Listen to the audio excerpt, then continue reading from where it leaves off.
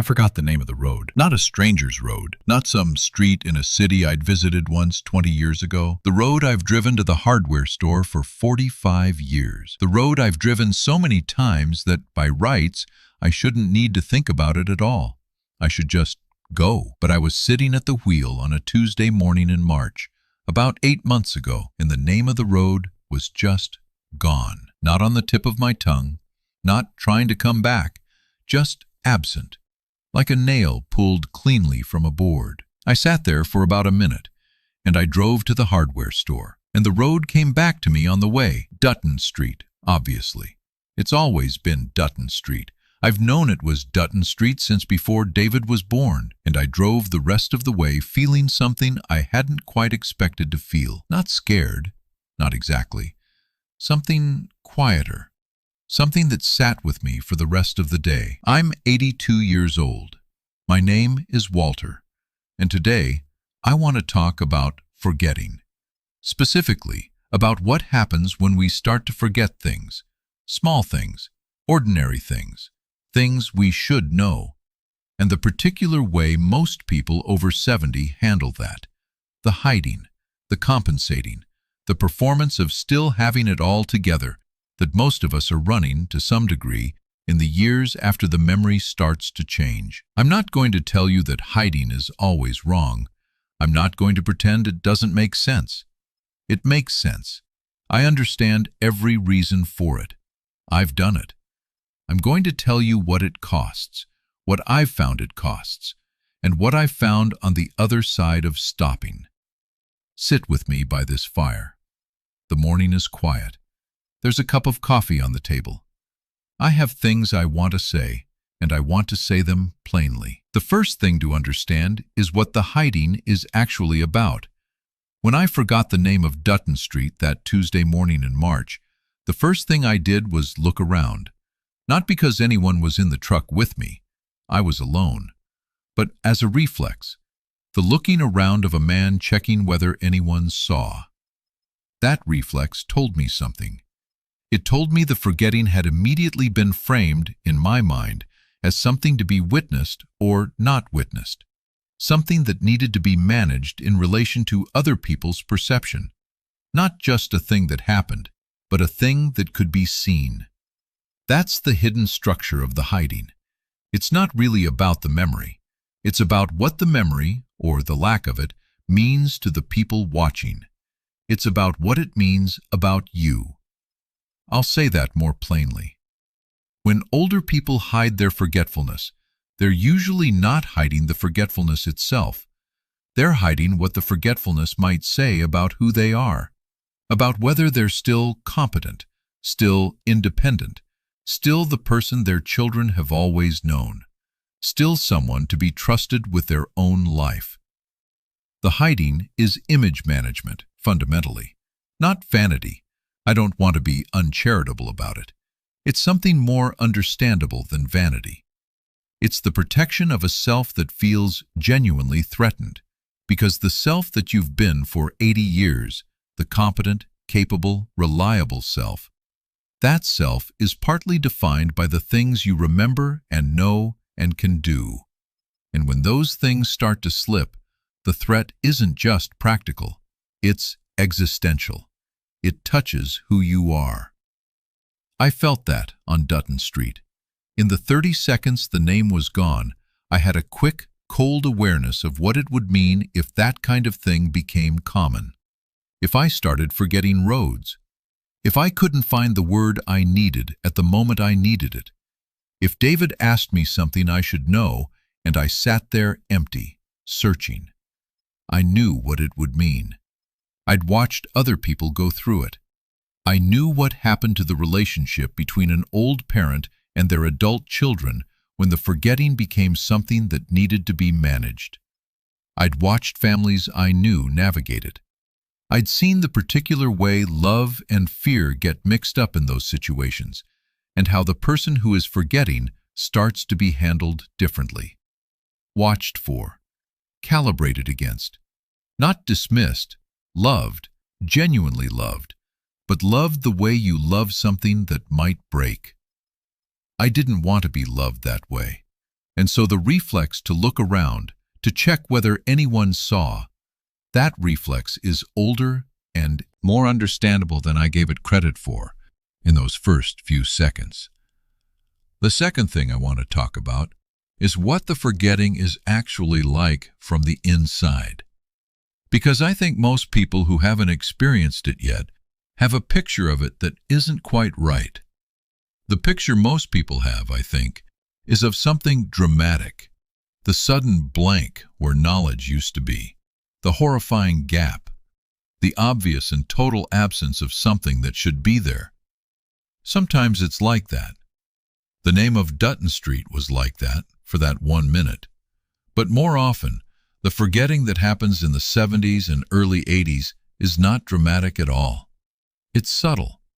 It's the name that's slightly slower to come than it used to be. The word that requires a half-second of searching before it arrives. The face of someone you know well, encountered out of context, that takes a moment longer to place than it once would have. The thing you went to the kitchen for, found after a brief confusion, but found. Most of the forgetting is like that. Small delays, slight hesitations, the machinery still working, just running a little slower than it did at 50. And there's another kind of forgetting that gets confused with the memory changes, which is simply inattention. I forget where I put the chisel sometimes, not because my memory is failing, but because I put it down while I was thinking about something else and didn't pay attention to where I put it. I've been doing that my whole life. At 40, it didn't alarm me. At 80, the exact same behavior, putting something down inattentively, takes on a new weight. Helen used to tell me I'd lose my head if it wasn't attached. That was the 1970s, my 40s. The same chisel, the same inattention. But at 40, it was an amusing character trait. At 80, it's filed differently. By me, by my children, by everyone. The context changes what the forgetting means, even when the forgetting itself is identical. I want to tell you about another kind of forgetting that I've had to learn to distinguish because I think it matters and because nobody tells you about it clearly. There's a specific thing that happens in conversation that used to alarm me before I understood it. I'll be in the middle of telling a story I've told before, a story I know completely.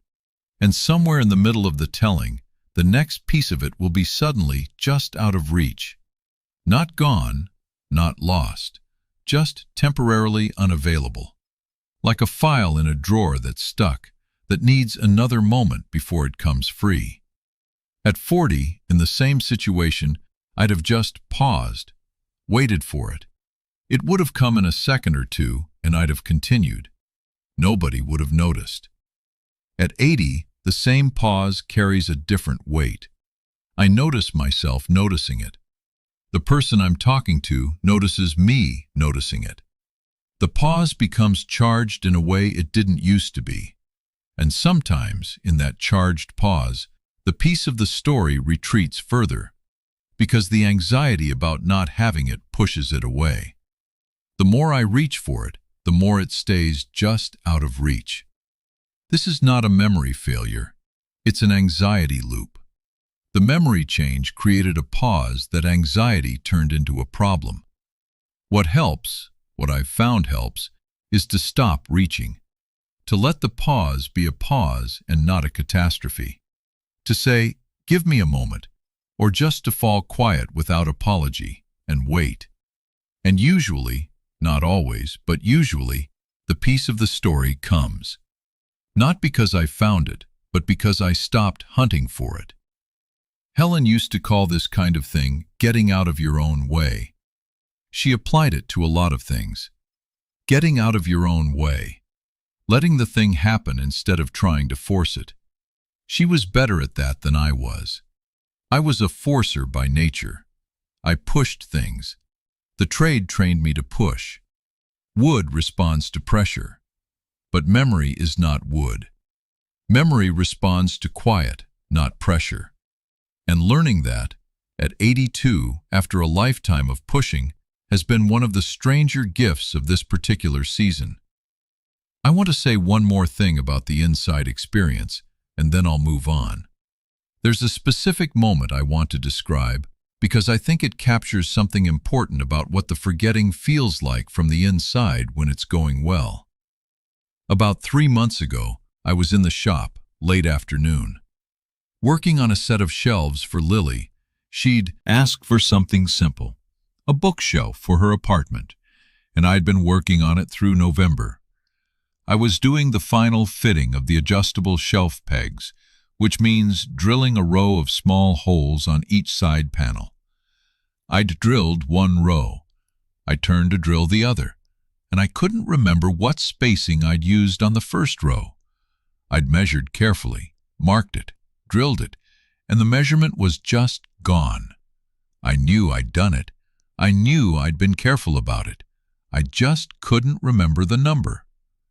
At 70, I'd have gone straight to anger, or to the particular suppressed alarm I was talking about before. Instead, I put the drill down. I went over to the first panel. I measured what I'd already drilled. I got the number. I came back and used it. That's all. That's the whole thing. But here's what I noticed. That moment, the forgetting of the measurement, the going to look, the finding, the continuing, happened without shame. It just happened. It was just a practical thing that needed a practical adjustment. Not a verdict, not a symptom, just a problem with a solution. That's what the last year or so has given me. The ordinary problem with the ordinary solution. Not a catastrophe to be hidden, just the thing it actually was. The third thing I want to talk about is what the hiding costs. I've been hiding things, in various ways, since I was a boy. I learned it the way most boys of my generation learned it, from men who didn't show weakness, who managed their difficulties privately, who handled their own business without bringing it into the room. I'm not entirely critical of that formation. Parts of it served me. Parts of it I've been unwinding for the last 20 years. But the hiding of the memory changes is its own particular thing, with its own particular costs. Let me tell you what I've found them to be. The first cost is the energy of the performance. Hiding anything takes energy. The management of information, what you reveal, what you conceal, how you redirect when something almost surfaces, that costs something. And at 82, energy is not unlimited. The energy I spend on performance is energy I don't have for the things I'd rather be spending it on. I noticed this in a conversation with David about 8 months ago. We were talking about something, a practical thing, I don't remember what, and I couldn't come up with a specific detail I should have had. I glossed over it. I changed the direction of the conversation. I compensated in the way I'd gotten practiced at. And afterward, when David had left, I sat in the chair and I felt the particular fatigue of that, the mental effort of it, the slight shame of it, the loneliness of it. It's tiring. The hiding is tiring, and the tiredness adds to itself over time. The second cost is the distance it creates from the people who love me. I've talked about this in other conversations, about what fine does to a relationship, how performing the managed version of yourself prevents the real connection from happening. The same is true here, but with a specific texture. When I hide the memory changes from my children, I'm preventing them from being accurate witnesses to my life. They're watching me anyway. They watch me the way adult children watch aging parents, with a combination of love and vigilance that they sometimes can't quite contain. They notice things. And when I hide things, they notice the hiding too. The result is that they're watching a performance of me rather than me, and they know it's a performance, even if they can't name exactly what's being performed. And so they compensate by watching harder, more carefully, with more vigilance. The performance doesn't decrease their vigilance, it increases it. Because when you perform okayness, and they know the performance is happening, the gap between the performance and the reality becomes itself a source of worry. I saw this clearly after I started telling David the truth about the forgetting. after I stopped glossing and redirecting. Counterintuitively, and this surprised me, he relaxed. Not because the forgetting stopped, because he could see it directly. He didn't have to watch for it around the edges of my management of it. I was just telling him what was happening, and the direct information was less scary than the inference. He said something once, after I'd been honest with him for a few months, that I've thought about often. He said, "Pop, you seem less tired lately." And I knew what he meant. The performance had been visible even when I thought I was concealing it. The removal of the performance gave him back the thing he'd been watching for without having a name for it. The third cost is the self-knowledge it prevents. This is the one I think gets missed most often. We focus on the relational costs of hiding, what it does to the connection with our children, with our doctors, with the people around us. Those costs are real, and I don't want to minimize them. But there's a cost that's interior. That happens entirely within you. When you hide the forgetting, you also stop thinking clearly about it yourself. Because thinking clearly about it would require acknowledging it, and acknowledging it clearly would risk the chain of thought that leads to the fears. The what-if chain. What if it's getting worse? What if it's something more than aging? What if it's the beginning of something I can't manage? What if? So you don't follow the chain, you redirect, you gloss. You tell yourself it's nothing. You stop before the full, honest look. And what gets lost in the not looking is the ability to actually assess the situation, to know what is actually happening with your memory versus what you're afraid might be happening.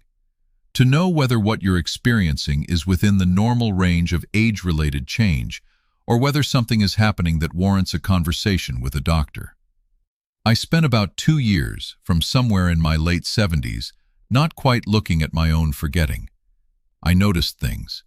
I noted them internally, and then I moved past them because looking too directly felt like opening a door I wasn't ready to open. There's a man I knew slightly, George's brother-in-law, a man named Harris, who hid his memory changes from his family for about 3 years. Hid them well, apparently. Redirected conversations, made jokes, developed an elaborate system of notes to himself that his wife later described as small pieces of paper everywhere, in every pocket, on every surface. He'd been managing it alone, the whole system. When his family finally understood what was happening, when the managing finally became visible in a way he couldn't conceal, they were hurt. Not by the forgetting, by the 3 years, by the alone carrying. His daughter said something his wife told me about, which I've thought about many times. She said she wasn't angry about what she didn't know. She was sad about being left outside of something he'd been carrying alone for 3 years when she could have been with him in it. She could have been with him in it. That phrase sat with me for a long time after I heard it. What helped me look, what gave me the ability to start assessing honestly, was a conversation I had with my doctor, a woman named Dr. Reeves, who I've been seeing for about 10 years. She asked me at a routine visit how my memory was doing. Not in the alarming way. In the matter-of-fact way she asks everything. Just, how's the memory? And I told her. I told her about the Dutton Street morning, about the names that are sometimes slow, about the chisel that I find 2 rooms away from where I thought I'd left it. I told her the inventory, quietly, without catastrophizing. She listened. She asked some questions. She ran some tests. And she told me what she found, which was nothing alarming. Age-related changes that are within the normal range. Changes she sees in people my age who are cognitively healthy. She said, "What you're describing is consistent with normal aging. Come back if you notice specific changes, particular kinds of forgetting that concern you, changes in behavior or reasoning, confusion that doesn't clear. But what you're telling me today is not something to worry about." I walked out of that office feeling something I hadn't expected to feel. Not relief exactly, something more like clearness. The anxiety that had been running at low level in the background, the anxiety that fed on the not looking, that was worst precisely because I wasn't examining it directly. That anxiety lost most of its fuel when I looked at the thing directly. The monster under the bed that you're most afraid of is the one you haven't looked at yet. Looking doesn't make it go away, but it makes it actual size. The fourth thing I want to talk about is the particular shame around forgetting in older people, and where I think it comes from and what it's doing. There is a lot of shame around this. I've felt it. I see it in the older people I know, a specific, quiet shame around the memory lapses that is different from the shame around other kinds of difficulty, different from the shame around the body changing, or the finances being limited, or the dependency increasing. This shame is sharper somehow, more personal. I think it's because memory is so close to self. The self is made of memory in a very real way. Our identity is partly the story we carry about who we are, the accumulated narrative of things we've done and said and experienced and known. When the memory starts to change, the threat feels like a threat to the self directly, not just to a capacity, to the person. And so the shame is not just, I forgot something. The shame is, something is happening to me, to the self. Something is slipping away that is not just a word or a name or a road, something that is more essentially mine. I understand that shame. It's real, and it's worth understanding rather than just dismissing. But I want to say something about what the shame does and why I've come to think it's not serving us. The shame makes us hide, and the hiding keeps the shame alive. Because the shame is partly fed by the idea that the forgetting is something to be ashamed of, something defective, something that should be concealed. And every time we conceal it, we reinforce that idea. We practice the concealment, which is also practicing the idea that the thing concealed is shameful. The alternative, and I know this is easier to say than to do, is to practice something different. To name the forgetfulness without attaching the shame to it, the way you might name the weather. I started trying to do this about a year ago. Not perfectly. I still feel the pull of the reflex. But I started, in small ways, naming the forgetting as it happened, without making it a thing. I'd be in the shop with David, and I couldn't come up with the name of the joint I wanted to cut. The one where the diagonal pieces meet at the center, the kind of joint. And instead of glossing or pretending I'd changed my mind about what I wanted to cut, I just said, David, the name of this joint is escaping me right now. He named it. We moved on. The sky didn't fall. Or I'd be telling Susan a story, and I couldn't remember the last name of the family I was talking about. People we'd known in the 90s. Their daughter had been in Susan's class. And instead of manufacturing a way around the gap, I said, their last name isn't coming to me right now. She might have remembered, or she might not have. Either way, the story continued. Those small namings were harder than they sound. The shame is fast.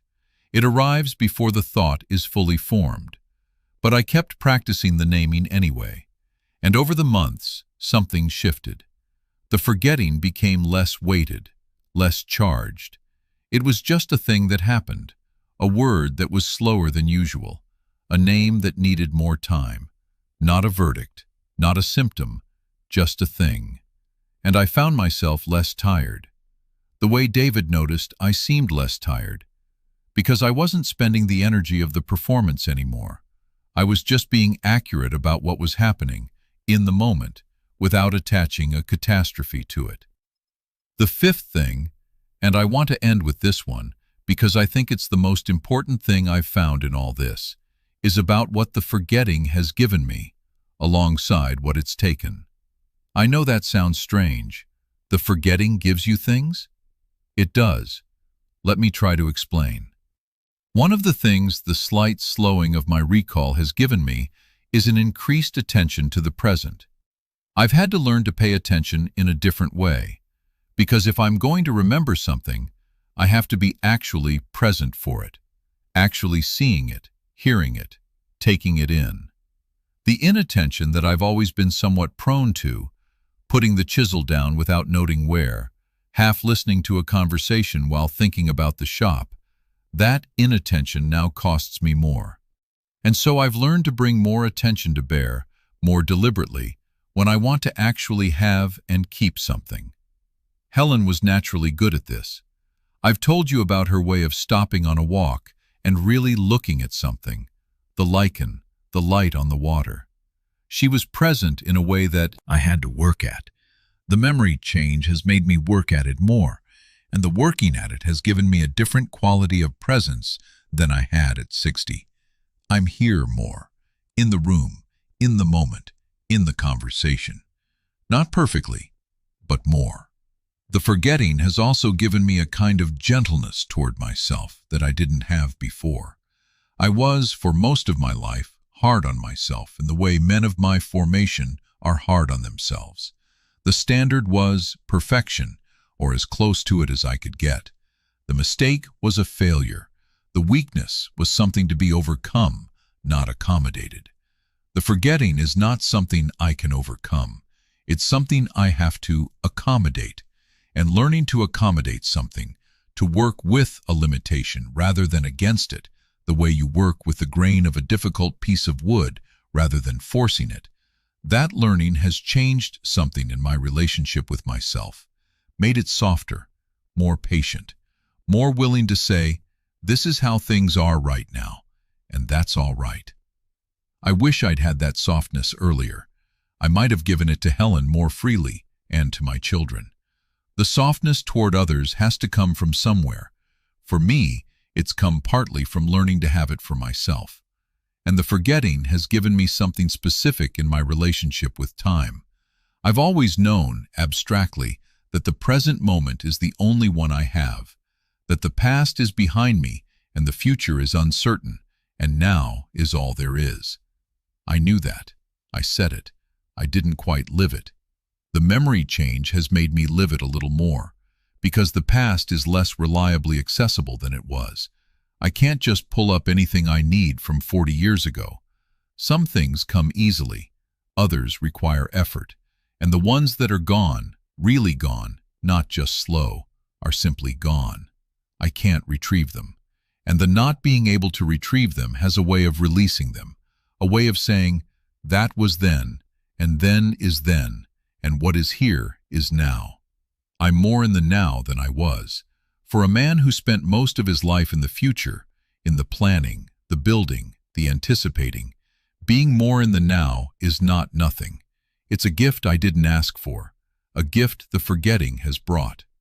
There's a practical version of this I want to describe because I think the abstract version gets dismissed too easily. Last October, Lily called and we talked for almost 2 hours. She was telling me about her classes, her apartment, a friendship that was complicated, and I was fully there for the whole 2 hours in a way I wouldn't have been at 60. At 60, the planning part of my brain was always running. While she talked, I'd be thinking about the job I hadn't finished, the estimate I needed to write up, the board I'd left half-planed in the shop. Those things are mostly behind me now. The shop is still going, but not at that pace. And the planning mind, the future-oriented mind, has quieted somewhat. Not entirely, but somewhat. And what that quieting has given me is the ability to actually be in a phone call with my granddaughter for 2 hours, to actually listen, to actually be there in the way Helen used to be there, fully, without the half-presence I was so often giving people while my mind was somewhere else. She said at the end of the call, "Grampy, I always feel better after talking to you." I held that for a long time after she hung up, because the man she said that to is partly the man the forgetting helped make. The man who had to learn to be present because the past was less reliably accessible. The man who had to learn Helen's gift the hard way, late. I'd have preferred to have that gift at 40, but I have it now, and now is what I have. That is not a small thing. That is, I think, one of the better things I've stumbled into in my 80s. The fires burned low. The morning is late. The light through the window is the pale, thin light of winter afternoon, already going golden at the edges. I want to say one final thing to the person who is over 70 and who is managing their forgetting alone. The managing takes more out of you than the forgetting does. The forgetting is just the forgetting, a word that's slow, a name that needs more time, a road that was briefly absent and then came back. That's manageable. That's livable. That's what I'm living. But the managing of the managing, the performance, the concealment, the constant low hum of vigilance about what's been revealed and what hasn't, that's what wears you out. That's the part that makes you tired in a way that sleep doesn't fix. Find one person, your doctor first. Tell them the honest inventory. Let them assess what's actually happening versus what you're afraid might be happening. That conversation alone will lift something. The monster at actual size is much smaller than the monster in the dark. And then, slowly, let your people in. Not as a catastrophe, as a fact. David, sometimes words are slower than they used to be. Susan, I'm watching my memory with the doctor. I'm keeping track, and it's within normal range. Just being honest about it, with people who can hold it, makes the whole thing lighter. You don't have to be perfect. You just have to be accurate. That's all. Just accurate. I've been surprised in the last year or so by how much lighter that feels, by how much energy came back when the performance stopped, by how the relationship with David changed, became more real, more present, more like what I wanted it to be when I stopped managing what he saw of me. I'm still the same man. The forgetting doesn't change that. What I know, what I've built, what I feel, all of that is still here. The memory of Helen is still here, complete and full and mine. The knowledge in my hands from 45 years of woodworking, that's still here, in the hands themselves, below the level of words. The love I have for my children and my grandchildren is still here, uncomplicated by any of this, whole. The forgetting is just the forgetting. It's one part of a much larger whole, and the whole is still good. If anything I said today reached you, you can subscribe to Walk With Me a while longer. I read every comment. Tell me about your own experience with this. Tell me what you found on the other side of the hiding. I'd like to know. Take care of yourself. Tell the doctor. Let your people in. The forgetting is not the end of the story. It's a new chapter of the same story. And the story is still good. The fire's still going. I'll see you next time.